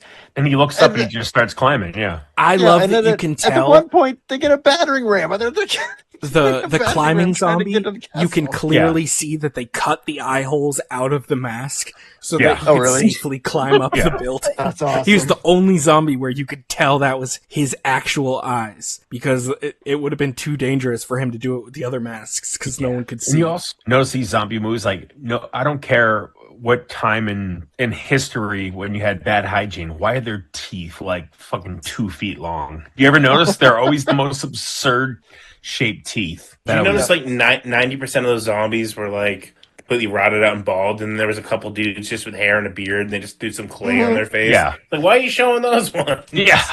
Put on this robe and What walk I don't towards get the is camera. all of these monastery zombies were like rotted, and the flesh was falling off, but like their robes were fully intact, just Like so they they were could fresh trick zombies, that yeah. one guy. Did they like put them on after they rose out of the ground just to like trick someone, or were they buried I don't in their know. robes and their No, robes just burlap happened to not like, really can last a long time. But I also forget, like, when the guy was trying to open up, remember he was in the crypt or whatever, and he kept like trying to open up that latch. Is that how they first came Professor out? Rasputin? Yeah, Yeah. that's how I woke him up or whatever. He Okay. found that plaque or whatever, and he read it, and Right. it was by pulling on the latches and all that stuff. Yeah, but then it's like all of a sudden, like discount store Tom Selleck shows up with a shotgun. You're like, sweet, all right, here we go. And he gets up and he starts mounting. You're like, all right, I'm just going to start picking them off.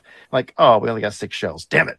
That was my note. It's like, finally somebody in one of these movies mans up to be a sniper. and he was And a then hell right of a after that, shot. yeah, 6 Hey, shots. to kill. he sent him fucking scurrying. With all the And then sparks. right after that, when Spider-Man zombie started climbing up the walls, Did And then- that zombie ever play into anything else? Like, did he I just don't climb know. up the walls and then was never in the movie again? he might be the one that got the chick with by getting through the window. I don't know. Oh, how about the scene where the one who had her leg mangled but didn't really? That whole scene where they're coming towards her, where she had that like spear thing, that was like a 7-minute scene. She's like just holding. Yeah. I'm like, you could literally run it through all of them. Mm-hmm.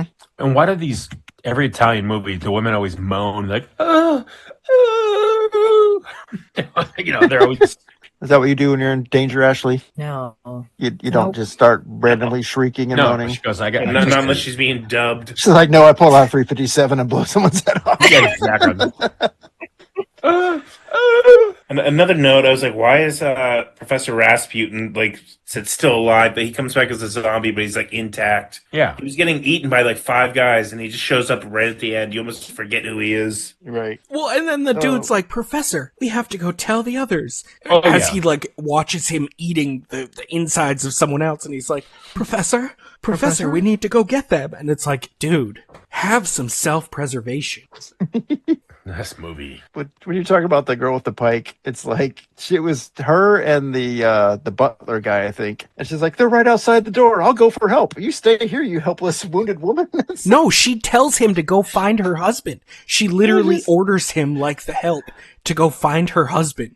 And he's like, okay, just runs off. And then she grabs the pole arm and it's like, yeah. Yeah, I already said it, but that was my next one. Why is the butler still taking orders? I thought it was so funny because there was like a staff on the table, and she picks it up and then sees the pole arm, and Like, instead oh, of yeah. using it as like a cane to help get over to the actual weapon, she puts it back on the table and then just hobbles over. And I'm like, at least use it as a crutch. And then it's like, how big is this house? Because it took him forever to come back with Yeah. help.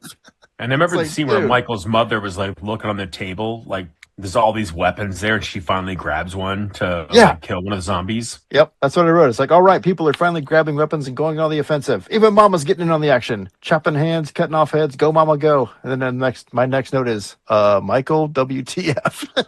Because that's when he's like, Mommy, I want to breastfeed just like when I was a little kid. Mama. It's like, what is going on? And she's going along with it, like kissing She's like, him. okay, well, maybe, yeah. And They her start, like, boobs making hanging out, and then she just fucking slaps him. Like, no, Michael. Oh my God, it was crazy. That And was then my final note. Who knew you could die by having your nipple bit off? Because like she dies right after that, not from other you're right. zombies. well, that's later at the monastery. Yeah. Yeah, but yeah, oh my gosh. And then the zombies have a battering ram. It's like they just keep upping the ante every time. It's like first they're getting just like basic weapons, then they're grabbing like sais and stuff, climbing up walls. Now they got a battering ram and they're coordinating that. Like, what the heck? They What all kind of come in zombies are these? They all come in a Panzer tank. Yeah, like I was waiting for Oh, it. they have a trebuchet. Like here they come with the F-16. Like, geez, what's going on here? And then they got a bunch of new guys. Yeah, it's funny. And then they just randomly escape and go to the zombie monastery. Like, what is going on? So going back to Michael, they hired that one actor, obviously because he was short, but he had to play a child, just so they could film that one scene at the end where he bites his mom's nipple off. That was like their thinking. We're gonna have this dude in this movie for an hour and a half and just suspend disbelief, just so we can That's have why I told the you. nipple I being think bit it was. off. I think it was originally written as a porno, and they just wrote a movie around it. That makes sense, actually. They couldn't just have the zombie bite the nipple off. It's like, no, it's got to be the kid. And did you notice at the end credits when it was like puts up and it's like the last two people are probably gonna die. They're seconds away from dying, and it just goes end credits, and it was the Knights of Terror, and they spelled Knights wrong. I laughed so hard at that because the final shot is the zombies. The final shot is the zombies reaching for the girl, and she's like sitting there screaming. But they didn't cut the camera, and they didn't freeze frame right away, so all the zombie hands just kind of stop. But you can tell that they're still rolling because some of the hands are moving a little bit. So it's like Police Squad. So it's like, why don't you cut to freeze frame like 10 seconds earlier so that you don't have this awkward scene of the zombie hands all like simultaneously stopping and just floating in the air. That was beautiful. That movie was so absurd. That's a good way to put it. All right, favorite characters or character? Oh, that's a tough one. I put James, who is discount store Tom Selleck. Is he the sniper guy? Yeah, because he was somewhat proactive and actually tried to take out zombies, and he also got some sweet looking with his hot wife. Yeah, I feel like he's the only one that actually did anything. Right. Is anyone going to say Michael? No? Well, I didn't like any of the characters. This movie was terrible. Yeah. Like Professor Rasputin. Favorite scene? The Scythe. It was so slow and methodical. It was just hilarious. It's like the way they filmed that. I was like, is this a comedy skit? Like, this is hilarious.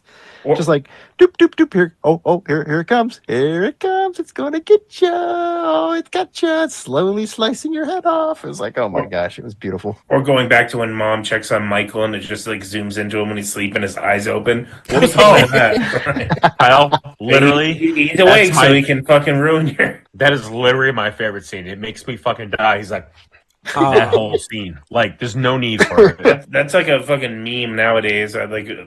Yeah, I mean, I already said mine. It was, Mama, we can light them on fire. Mama, we can set it on fire. Yes, we can. Oh, let's light it on fire and stand here and watch it burn instead of, running away or grabbing another weapon. God, they didn't put the lids on these paint cans so it didn't dry out. Right. That's how you store paint, right? I mean, Ashley's favorite scene? Do we? Nothing. The end, because it was over. Were you like, what the fuck is this movie throughout the whole It was just the whole time was just me sitting there. Why? What? What's happening? Like, I'm never going on that pod again. What the fuck? Wasn't that Graham's review? Burial Ground. Why? Why? Well, no, that was the tagline. We cannot for the call. movie I like it. on the But we back cannot of the call box. it. Just why? No. Favorite zombie. Wormize, None of man. them really stood out. Wormize again. Wormize for the win every time. Wormize and kids. Mine was, and I will quote my notes. The one who can throw a fucking knife like an Olympian. Fair enough. Mine's the one that was climbing. Spider-Man. Mine's the one on the cover, but that doesn't really make sense because we don't have that on here. But it's like the one iconic look from that movie, but it really doesn't matter. It's so bad. Could you survive this? Oh, hell yeah. Definitely. Yeah. I would just walk away. Literally walk away. You just gotta stop banging broads and just fucking fight the zombies. Yeah, I wrote I would survive until they learned how to use tools, but I would be long gone by then. Let's go to another house of worship. That was another thing too. They moved him to go to one of the 3 cars. Like the zombies, with the way they kept escalating the freaking weaponry and stuff. It's like they knew how to use the power saw at the end. Like, really? Like, I thought you guys are supposed to be like ancient dead zombies or whatever. But, you know, I love that they got into that room and they were like, "This must be where someone makes sculptures." And then there's just like a bandsaw. Statues everywhere. Yeah, and a bandsaw, because why not? But like I said, that pushing that rock, I'm like, that thing was on fucking casters. You could tell. That thing rolled so easy. Could I survive? Absolutely. The only thing holding the characters back was the plot. They'd get weapons and kick ass, then leave them behind and get stupid again. Basically what they did. Yeah. How would you rate this movie? I'm gonna say a 2. Wow. I said a 3. I talked it up, but I never said it was a great fucking movie. Oh, it's absurd. I only rated it higher than Zombie because it's more fun than Zombie. Like, equally terrible. At least Zombie's kind of scary. This movie is not scary. No. I give it a 4. I said it was I would at least watch certain scenes again, but not a very good movie. I gave it a 4 just for the ridiculousness. It's entertaining. It's got some funny stuff. Time. I gave it a 2 because I like the zombie monks. I think if I live to be 95, I don't have to watch this movie again. Nope. Yeah, I would watch certain scenes just to laugh, but yeah, I'm not sitting through that again. Watch some YouTube shorts or something. I have plenty more movies for the future, I promise you. Maybe just not 4 at a shot. The Survival Command Center at the Pentagon has disclosed that a ghoul can be killed by a shot in the head or a heavy blow to the skull.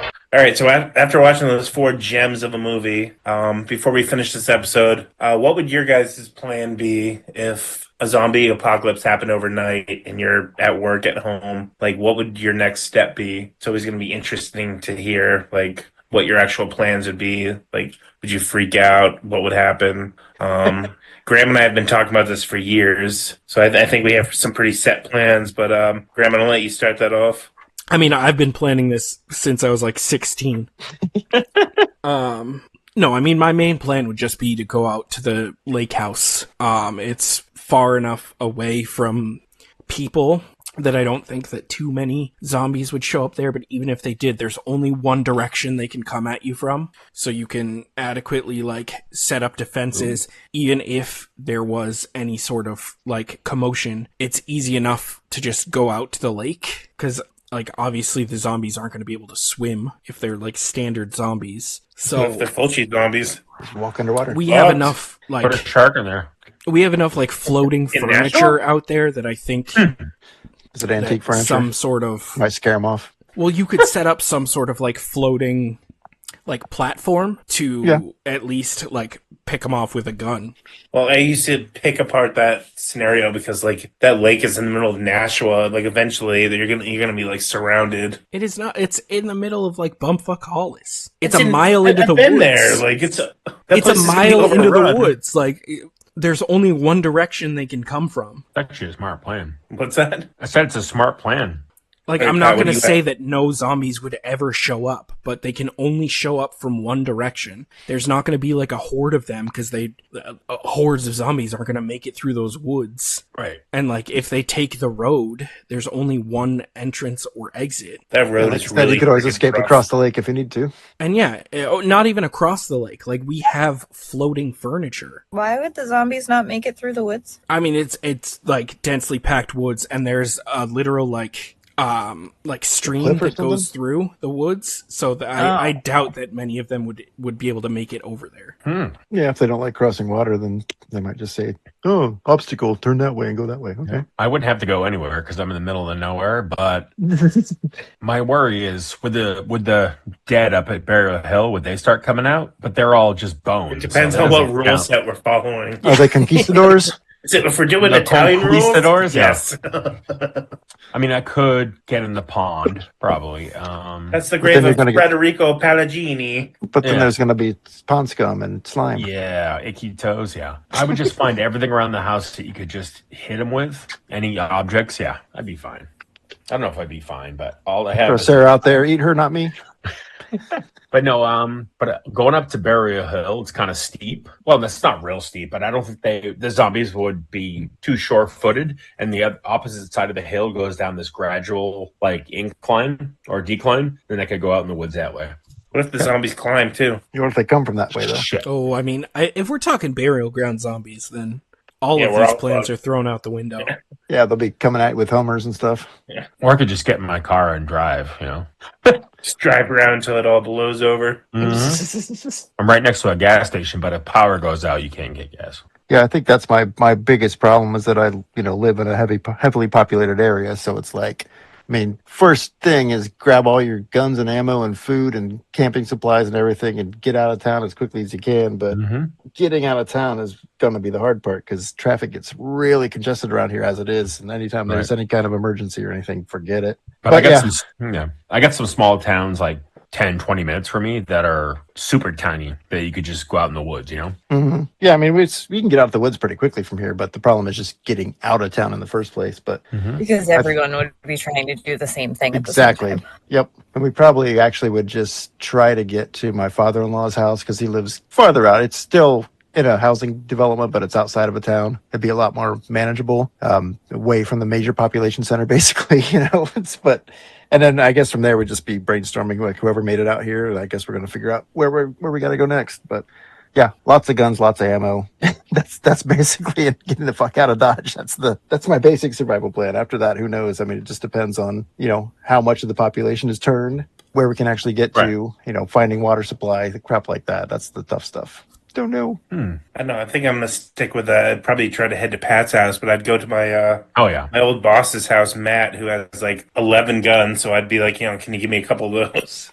Go by Ashley's house too. She'll give it. Yeah. I was gonna say, just in my house. I don't even know where she lives. At least I know where Graham's camp is and Pat's house. Like Pat and Kyle, how far away are you guys from each other? 45 minutes. Oh, okay. Yeah. So yeah, because Kyle has the same problem. He's got to get out of town first, but once there, you're probably good. Yeah. I live like 5 minutes from Kelton. Okay. Perfect. Yeah, I would just board up my house because my stepdad is a doomsday prepper, so we have like 3 years worth of food in here. Oh, that's and, great. Lots Perfect. Of Just get your address. We're going there instead. Do you really want to put that out on the air, though? We're going to eat double ham today. Right. That's like she's got a shitload of hot sausages. Oh yeah. Oh, those gotta watch out for those pepper really flakes. Get my IBS going. He's big on like, I don't know, all kinds of guns. So he knows how to make like the black powder, and he's got black powder rifle. He probably reloads his own powder ammo. Does he reload and everything? He's a badass. Yeah. Hell yeah. Luckily, I have friends and family members that are like that. So, I mean, I've got a decent amount of stuff myself, but those guys are much more hardcore than I am. So I hook up with them and let them, you know, do all the thinking. Scott's like, the toys are going in the first car, the kids and the wife in the second. Let's go. Let's move. We can partner with these, I swear. I forgot Castle Grayskull. Nothing more important in a zombie apocalypse than having the right action figures. You know what a USS flag is worth in the apocalypse? Nothing. I don't know. I could probably take the deck plate off and beat somebody with it. So that reminds me, Graham teased us that when he was, I think, in high school or maybe junior high, he came up with the ultimate zombie weapon. I want to hear what that is. Not the ultimate zombie weapon, just my personal. Your zombie ultimate. weapon. Okay. All right. What was it going to be? So, I mean, when I was in high school, I went through like a huge zombie phase. So I have a story of one time one of my friends got in trouble with their girlfriend because I don't know why zombies came up. But you know, we were just hanging out and my friend told his girlfriend that if a zombie apocalypse ever broke out, he was going to come and find me before he went to go rescue her. And she got like super offended. I don't think she'd take that well. Right. But no, the weapon that I always dreamed of, cause I don't know why I always imagined in the zombie apocalypse, I'd be at like our high school. Okay. So it was, you take an aluminum baseball bat and you like cut a slit into the top of it and you fill it with like tire foam, like the foam that you like fix a flat kind of, the like expanding foam. Right. Yeah. Green foam, yeah. And so you fill the baseball bat with the foam to give it some added stability without like compromising its weight. And then it's not too heavy. you would take the head of an axe and like put it into the slot at the top of the aluminum baseball bat and weld it there. And then in the hole of the axe head where the normal wood would go, you just stick like a metal spike in there and weld that in there too. So you got the poking weapon, you got the axe, you got the bat, it's pretty light. baseball bat halberd.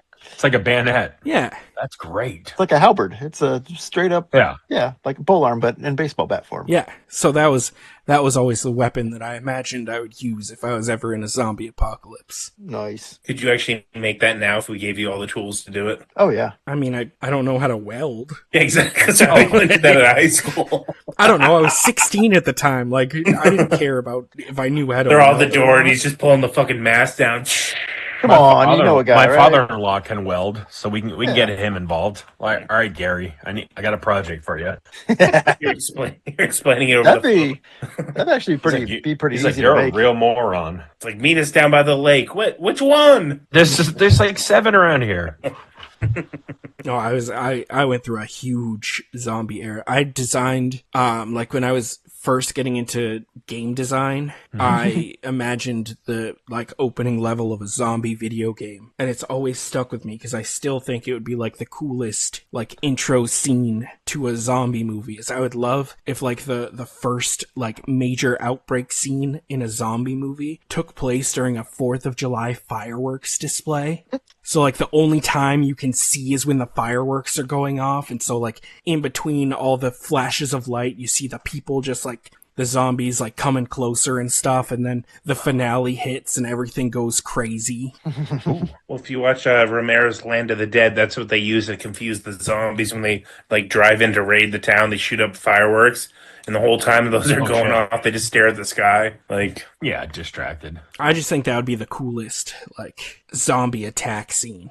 I like it. I'm trying to think. I think I've seen a scene similar to that, but I can't think what it is. Just like strobe lights or something like that. But I don't remember. Brain hurt. all right, on that note, keep it pointless. Keep it pointless. Keep it pointless. Keep it pointless. They're pointless. Kill the brain, and you kill the ghoul.